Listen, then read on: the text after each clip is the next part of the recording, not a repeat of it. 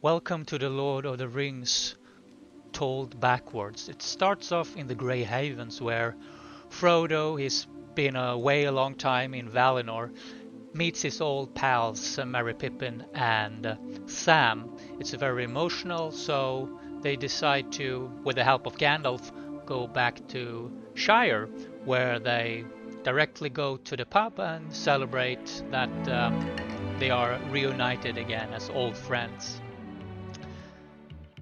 Soon they leave Shire on their ponies, since they have to go to Minas Tirith, where the four hobbits as old friend Aragorn is being crowned king and marries Arwen. The next day Frodo wakes up in Minas Tirith. He has scratches in his face and probably hangover, and then he meets Gandalf. Gandalf has some special mission for him with the help of Sam. They have to go to Mordor, where they have to find a special birthday present to Frodo's uncle Bilbo. So Gandalf takes the hobbits with the eagles, and he drops them off at a big volcano, Mount Doom, where the story sort of takes off. Frodo and Sam, they are alone, all alone by themselves, and they need to find this special present, which is a ring that is somewhere in the volcano. So they start to climb the mountain, and soon enough they find the entrance to the volcano, where they find Gollum, who has the ring at the moment at least.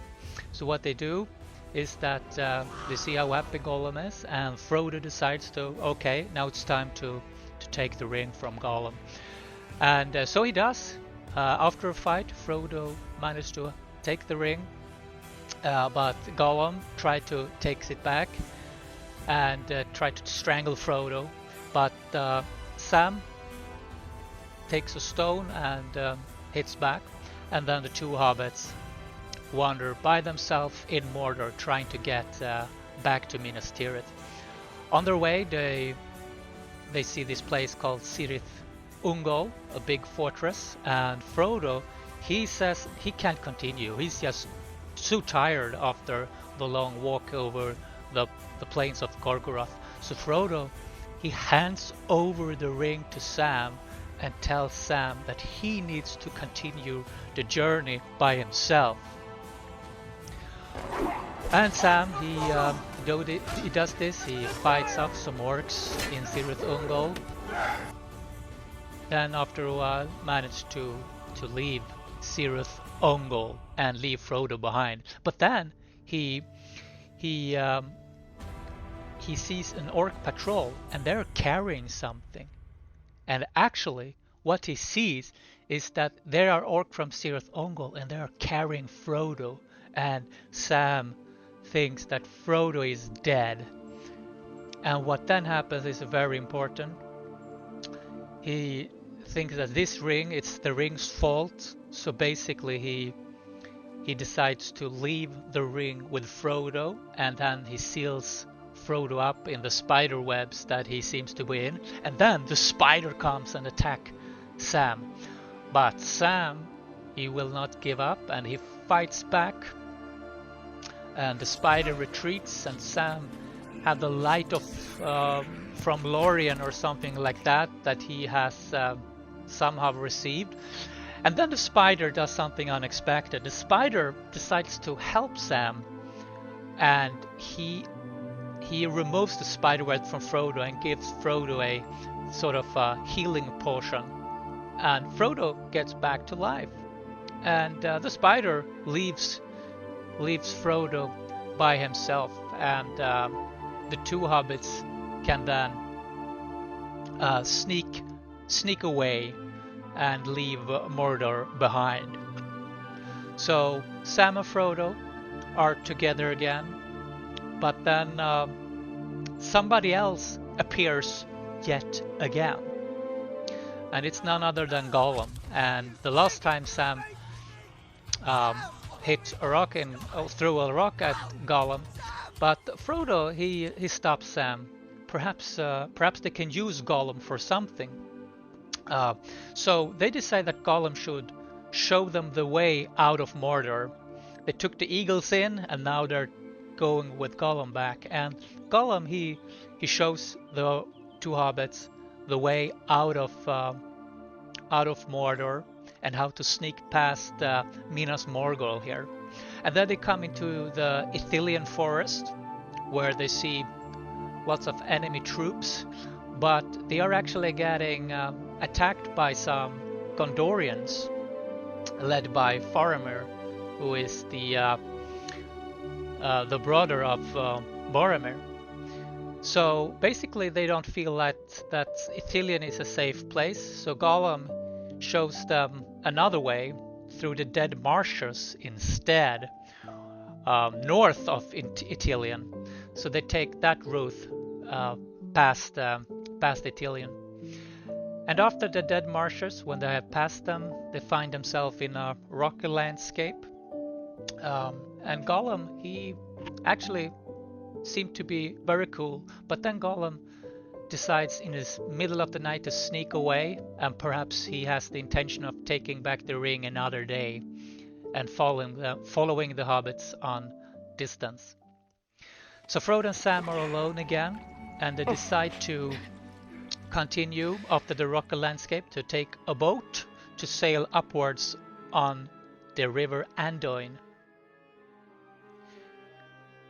And when they have sailed a bit, they reaches the shoreline and they go out in the forest, and there Frodo finds not dead Boromir lying and crying in the leaves.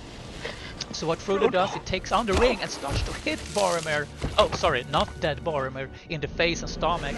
And when he takes off the ring, not dead Boromir gets very angry at Frodo and he chases him. But not dead Boromir is quite humble and a nice man, so he actually forgives Frodo and decides to take him back to the camp where the Fellowship is, who actually set away to meet up with Frodo and Sam after Mordor. So there he met Gimli, Aragorn, Legolas, and the other two hobbits, the friends Pippin and Merry. And the Fellowship, this large Fellowship now, set the sail on Anduin and continuing upwards north until they reach the mysterious forest of Lorien, where lots of elves live. But nothing really special happens here. They walk in the forest of Lorien, and they see this. It's a very beautiful forest with lots of big trees, and in there they finally meet the elves who live there, and they guide them through the forest so they can get to the other side of the forest, where they find the Misty Mountains, and they know that they have to, in order to go west, they need to sneak through Moria. But in Moria they are getting attacked by a lot of orcs. But then Aragorn see all of a sudden Gandalf sneaks up and all of a sudden joins the Fellowship, which is very good because all of a sudden they are getting attacked by a big Balrog and they cannot pass through a big bridge. But Gandalf saves the day and the Balrog retreats with the help of Gandalf's staff. So the Balrog retreats and the Fellowship can finally get past the bridge and continue their way through Moria. What then happens is that Gimli finds one of his relatives that he's dead, and he finds his gravestone and getting heartbroken, and then they're getting attacked by orcs again.